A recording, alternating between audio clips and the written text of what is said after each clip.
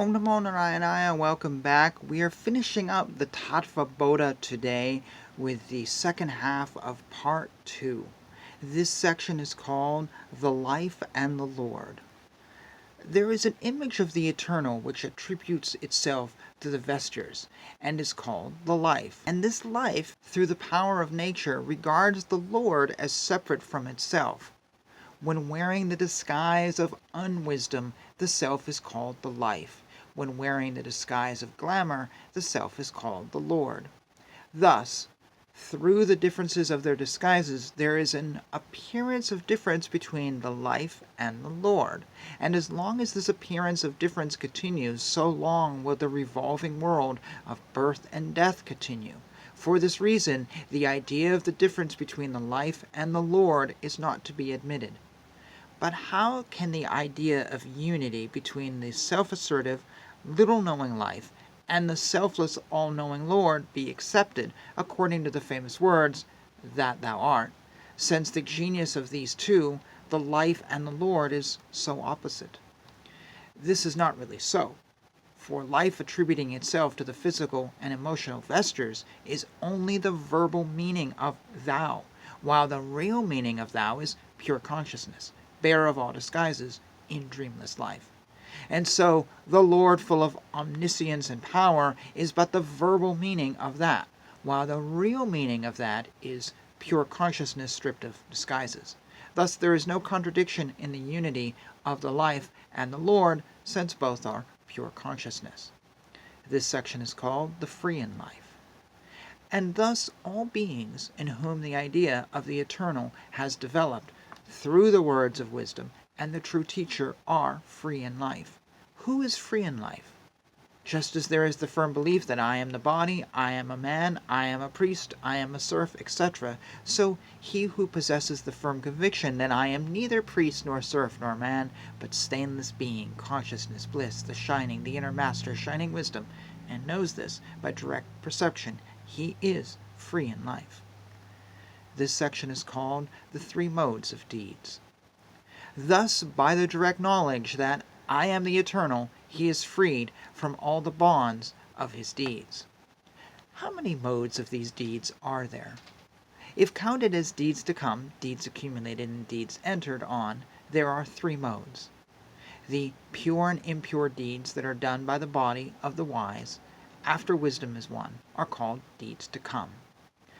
And what of deeds accumulated? The deeds that are waiting to be done, sprung from seeds sown in endless myriads of birth, are deeds accumulated. And what are deeds entered on? The deeds that give joy and sorrow here in the world in this vesture are deeds entered on. Through experiencing them, they reach cessation, for the using up of deeds entered on comes through experiencing them. And deeds accumulated reach cessation through wisdom, the very self of certainty that I am the eternal. Deeds to come also reach cessation through wisdom, for as water is not bound to the lotus leaf, so deeds to come are not bound to the wise. For those who praise and love and honor the wise, to them come the pure deeds to come of the wise.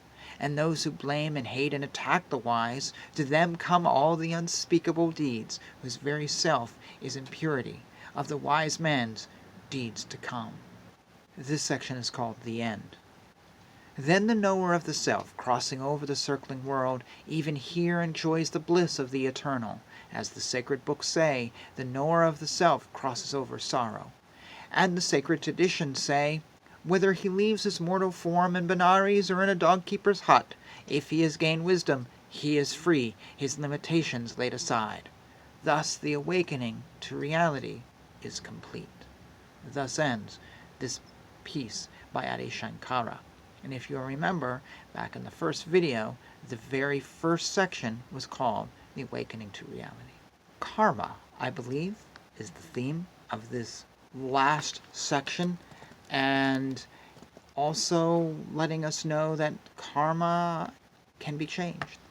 We can change that through wisdom. We're not stuck with it. He also gives an explanation here for the contradiction of Advaita Vedanta, where our life and the Lord are one, So non-duality, he says they're both consciousness.